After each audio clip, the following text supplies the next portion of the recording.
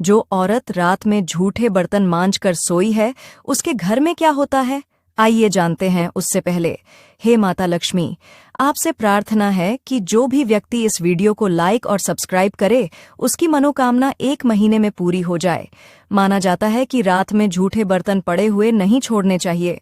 घर की स्त्री घर की लक्ष्मी समान होती है, इसलिए घर की स्त्री के द्वारा अच्छे कार्य करने से ही समृद्धि आती है।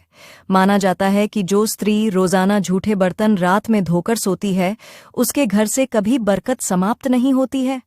ऐसे घर में सदैव माता लक्ष्मी का निवास होता है। रसोई घर में मौजूद सिंक रात में साफ अवस्था में होनी चाहिए। उसमें जूठन पड़ी हुई नहीं रहनी चाहिए।